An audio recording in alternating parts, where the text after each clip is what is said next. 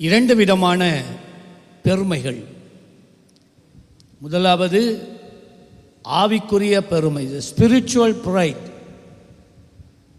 ரெண்டாவது பெருமை the pride of life, ஜீவனுக்குரிய பெருமை.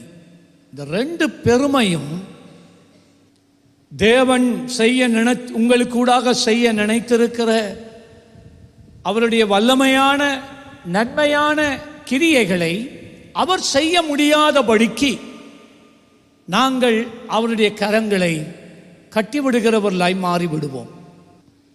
வெளிப்படுத்தல் 3ஆம் அதிகாரம் 13 முதல் 19 வசனத்தில் லவோதோக்கியா சபையை குறித்து கர்த்தர் பேசுகிறார். அவர் சொன்னார், உன் கிரியைகளை அறிந்திருக்கிறேன், நீ குளிரும் இல்லை அனலும் இல்லை. ஆராதனைக்கு வந்தா ஆவிக்குரியவன் போல நீ நடந்து கொள்ளுகிறாய்.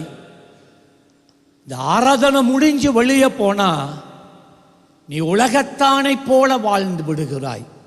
16ஆம் வசனம், இப்படி நீ குளிரும் இன்றி அனலும் இன்றி வெதுவெதுப்பாய் இருக்கிறபடியினால் உன்னை என் வாயின் என்று வாந்தி பண்ணி போடுவேன். என்னென்ன ஆண்டு சொன்னா, உண்ட வாழ்க்கை எனக்கு அருவருப்பா இருக்கு. எது நமக்கு ஒவ்வாமையா இருக்கோ அதை நாங்கள் வாந்தி பண்றோம். சரீரம் ஏற்காததை நாங்கள் வாந்தி பண்றோம். அதைத்தான் ஆண்ட சொல்றார், உன்னை நான் ஏற்றுக்கொள்ள இயலாது. உங்களுடைய ஆராதனை, உங்களுடைய ஜெபங்கள், உங்களுடைய துதிகள், உங்களுடைய ஊழியங்கள் எதுவுமே எனக்கு பிடிக்கல. 17ஆவது வசனம், இப்பதான் இந்த முக்கிய கருப்பொருள் வருகிறது. என்னத்தை கண்டா என்ன சொல்லுகிறார்? நீ நிர்பாக்கியம் உள்ளவனாய், நீ பரிதபிக்கப்படத்தக்கவனாய், நீ ஆவிக்குரிய ரீதியிலே தரித்திரனாய், ஆவிக்குரிய ரீதியிலே குருடனாய், ஆவிக்குரிய ரீதியிலே நிர்வாணியாய் இருக்கிறதே உனக்கே தெரியுதில்லை. ஆனா நீ என்ன சொல்றா? கேளுங்க. ஆனா நீ என்ன சொல்றா? நான் ஐசுவரியவான் என்றும், என்ன ஆவியில ஐசுவரியவான் என்றும், திரவிய சம்பந்தன் என்றும், எனக்கு ஒரு குறைவுமே இல்லை என்றும் சொல்லுகிறபடியினால், என்ன தனக்குத்தானே பொய்யானதை ஏற்படுத்தி அது உண்மை என்று நம்பிக்கொண்டிருக்கிறான். உண்மையான முறையிலே ஆவிக்குரிய ரீதியிலே அவன் தரித்திரன், நிர்பாக்கியம் உள்ளவன், ஆண்டவர் விரும்பாத அருவருக்கிற வெதுவெதுப்பானவன்.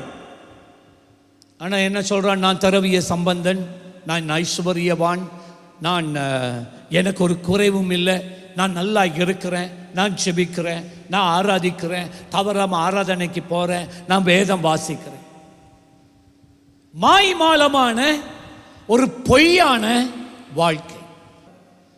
18ஆம் வசனம், நான் நீ ஐசுவரியவனாகும் படிக்கு நெருப்பிலே புடமிட்ட பொன்னையும் உன் நிர்வாணமாகிய அவலட்சணத்தை தோன்றாத படிக்கு நீ உடுத்திக் கொள்வதற்கு வெண்வஸ்திரங்களையும் என்னிடத்திலே வாங்கிக் கொள்ளவும். ஆண்ட சொல்றார், உனக்கு ஐஸ்வர்யம் வேணுமா? உண்மையான ஐஸ்வர்யம் நான் தாரன், கேளு. உண்ட நிர்வாணத்தை மூட வெண்வஸ்திரம் வேணுமா? கேளு, நான் தாரன், இலவசமா தாரன். நீ பார்வையடைவது, அங்க குருடன் முன்ன சொன்னார். ஆனா அவன் குருடன் இருக்கிறது அவனுக்கு தெரியுதில்லை. ஆனா அவன் சொல்றான், எனக்கு நல்ல பார்வை எனக்கு இருக்கு. ஆண்ட சொல்றார், நீ பார்வை அடையும் படிக்கு உன் கண்களுக்கு கலிங்கம் போடவும் வேண்டும் என்று உனக்கு ஆலோசனை சொல்லுகிறேன். 19ஆம் வசனம், நான் நேசிக்கிறவர்கள் எவர்களோ அவர்களை கடிந்து கொண்டு சிட்சிக்கிறேன். இன்றைக்கு ஆண்டவருடைய வார்த்தை ஒரு சிட்சையா, ஒரு கடிந்து கொள்ளுதலா தான் வருது. உங்களுக்கு மட்டும் இல்லை, எனக்கும். நான் நேசிக்கிறவர்களையோ நான் கடிந்து கொண்டு சிட்சிக்கிறேன். ஆகையால் நீ ஜாக்கிரதையாக இருந்து மனம் திரும்பு. ஆவிக்குரிய பெருமை இல்லை, இல்லாததை இருக்கிறது போல பறைசாட்டுகிற ஒரு வாழ்க்கை. மனம் திரும்பு. உனக்குள்ள பெருமை இருக்கு. நீ சொல்ற என் ஆவிக்குரிய கண்களால் நான் அதை பார்க்கிறேன் இதை பார்க்கிறேன், ஆண்டவர் சொல்ற பொய் சொல்றா. நீ மனம் திரும்பு. லூக்கா 18ஆம் அதிகாரம் 10 முதல் 14 வசனங்கள்ல ஆண்டவராய் இயேசு இன்னொரு காரியத்தை இதை வெளிப்படுத்தும்படிக்காய், ஆவிக்குரிய பெருமை காண்பிக்கும்படிக்காக இதை சொல்லுகிறார். அவர் சொன்னார் 10வது வசனத்தில், 2 மனுஷர் ஜெபம் பண்ணும்படிக்கு தேவாலயத்துக்கு போனார்கள். 2 மனுஷங்க போறாங்க. எங்க?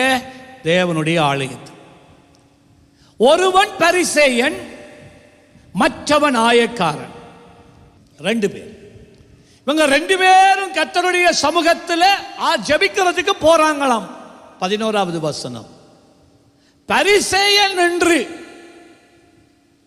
என்ன சொல்றான் தெரியுமா? ஆண்டவரை பார்த்து, தேவனே, நான் பரிகாரர், அநியாயக்காரர், விபச்சாரக்காரர் ஆகிய மற்ற மனுஷரை போலவும் இந்த ஆயக்காரனை போலவும் இராததினால் உம்மை ஸ்தோத்தரிக்கிறேன்.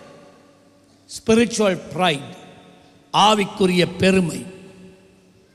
12வது வசனம் அவன் சொல்றான், இந்த பரிசேயன் சொல்றான், வாரத்தில் 2 தரம் உபவாசிக்கிறேன், என் சம்பாத்தியம் எல்லாம் தசம பாகம் செலுத்துகிறேன் என்று தனக்குள்ளே ஜெபம் பண்ணி கொண்டானாம். சில ஆட்களுக்கு அதுல ஒரு பெருமை, நான் உபவாசம் பண்றவன், நான் ஜெபிக்கிறவன் என்கின்ற பெருமை. நான் இதோ 40 நாள் உபவாசத்தில் கலந்து கொண்டேன், பெருமை.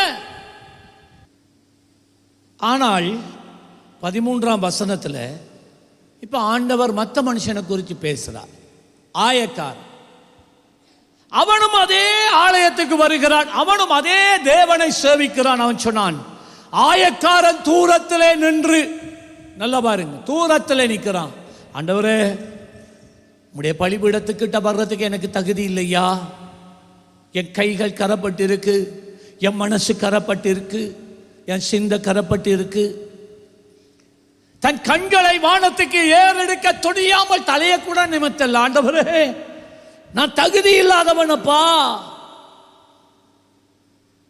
தன் மார்பிலே அடித்துக் கொண்டு, தேவனே, பாவியாகிய என்மேல் கிருபையாயிரும் அவன் கத்துறான். இப்ப ஆண்டவர் 2 பேரையும் காட்டி சொல்றார், அவன் அல்ல இவனை. யாரு? இந்த நீதிமான் போல தேவ சமூகத்தில் இருந்து தன்னுடைய ஆவிக்குரிய வாழ்வை காண்பித்து மற்றவர்களை குறப்பேசி தன்னை ஒரு நீதிமானாக காட்டினானே, அந்த பரிசேயனை பார்த்து ஆண்டவர் சொல்றார், அவன் அல்ல.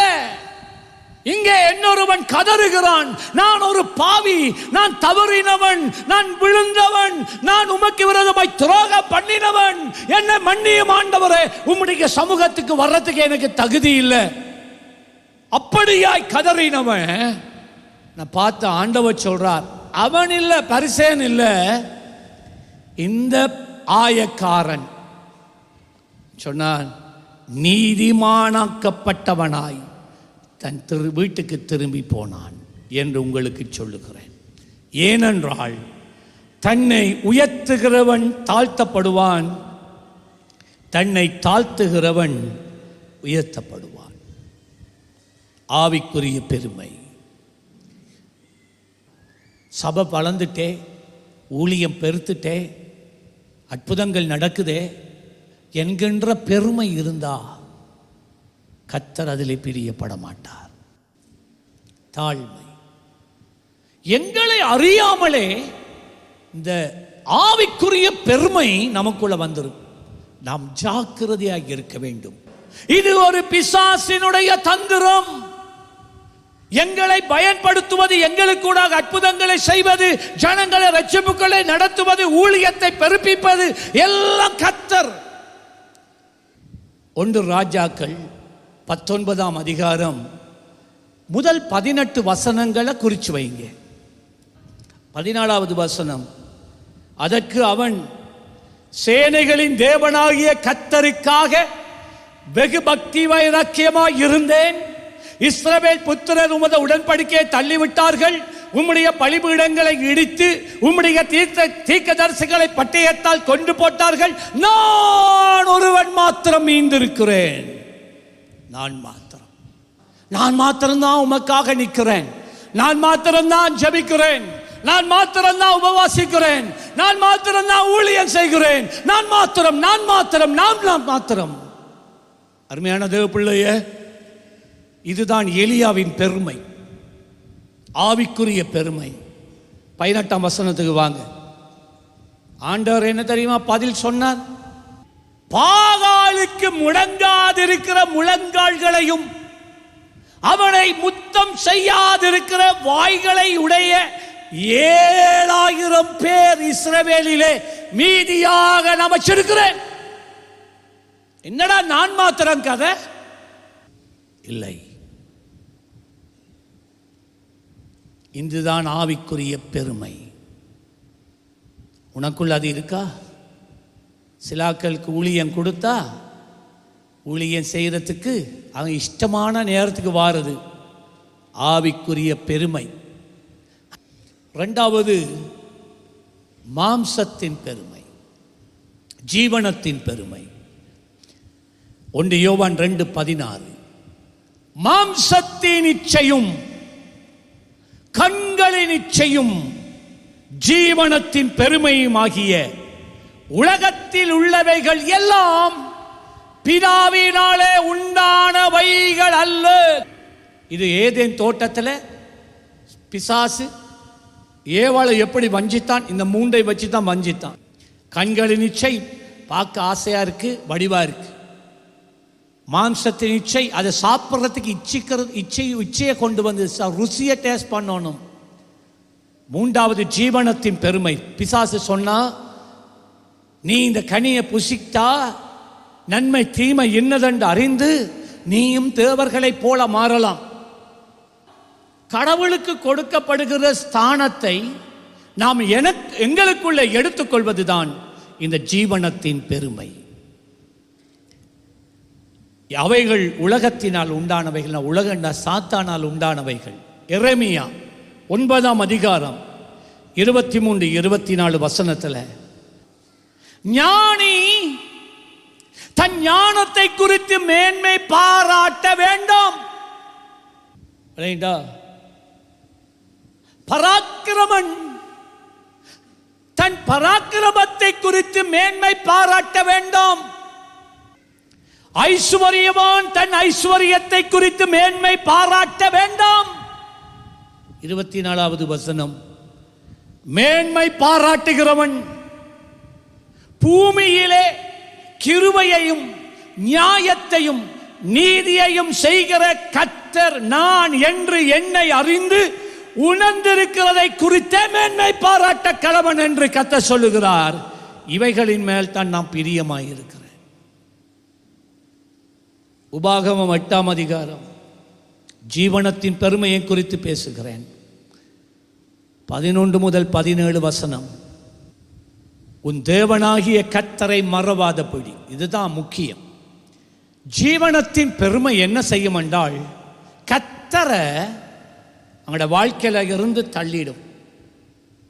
இது என்னுடைய கைப்பிரயாசம், இது என்னுடைய ஞானம், இது என்னுடைய பலன், இது என்னுடைய சம்பாத்தியம், இது நான் உழைத்த டிகிரி, இது நான் பெற்றுக்கொண்ட உயர்வு. ஆண்டவரை தள்ளிவிடுகிறது தான் இந்த ஜீவனத்தின் பெருமை. தேவனுக்குரியதை கொடுக்காமல் தேவனை தள்ளிவிட்டு எல்லாம் ஆண்டவர் எனக்கு கொடுத்திருக்கிற குரல் வளம், தேவன் எனக்கு கொடுத்திருக்கிற தாளந்துகள். கவனம் பிரியமானவர்களே, 2 காரியமும் தான் தேவ பிள்ளைகளை அழித்து தேவன் பயன்படுத்த முடியாத பாத்திரங்களாய் நீங்கள் மாறிவிடுவீர்கள். உன் தேவனாகிய கர்த்தரை மறவாத படிக்கும் நான் என்று உனக்கு விதிக்கிற அவருடைய கற்பனைகளை நியாயங்களையும் கட்டளைகளையும் கை கொள்ளாமல் போகாதபடிக்கு எச்சரிக்கையாயிரு. 12 நீ புசித்து திருப்தியாகி நல்ல வீடுகளை கட்டி அவைகளில் குடியிருக்கும் போது வாழ்க்கையில செட்டில் ஆயிட்டீங்க. நீங்க நல்லா இருக்கீங்க, உங்களுக்கு வீடு இருக்கு, தொழில் இருக்கு, 3 நேரம் சாப்பிடுறீங்க. ஆமென், பிரைஸ் தி லார்ட். உன் ஆடு மாடுகள் திரட்சியாகி உன்னுடைய பிசினஸ் பெருகி உனக்கு வெள்ளியும் பொன்னும் பெருகி உன் செல்வம் பெருகி உனக்கு உண்டானவைகளை எல்லாம் வர்த்திக்கும் போது உன் தோட்டம் உன் பண்ணை எல்லாம் வர்த்திக்கும் போது 14வது வசனம் ஆண்டவர் சொல்லுகிறார், உன் இருதயம் மேட்டிமை அடையாமலும். இதான் ஜீவனத்தின் பெருமை. கர்த்தருக்கு முதலிடம் கொடுக்காமல் உங்களோட தொழிலுக்கு முதலிடம் கொடுத்தால் அது ஜீவனத்தின் பெருமை உங்களுக்குள்ள வந்து விட்டது. கர்த்தருக்கு வாழ்க்கையில முதலிடம் கொடுக்காமல் படிப்பு பட்டம் புகழ்ச்சி இதுக்கு முதலிடம் கொடுத்தால் உங்களுக்குள்ள பெருமை வந்துட்டு ஜீவனத்தின் பெருமை. உங்களால் எதுவும் செய்ய முடியாது. அந்த வயசு வரும்போது தசைகளும் நரம்புகளும் எலும்புகளும் மூட்டுக்களும் எல்லாம் பலவீனம் அடைய ஆரம்பிக்கும். நீ விரும்பினாலும் சரி விரும்பாட்டாலும் சரி. இதுதான் அந்த நாள். ஆண்டவர் சொன்னா, நீ என்ன மறந்து உன்னுடைய சுய பலத்தில் சுய புத்தியில பிசாசு கொடுக்கிற வேகத்தில் நீ வாழ்றியா? ஜாக்கிரதை.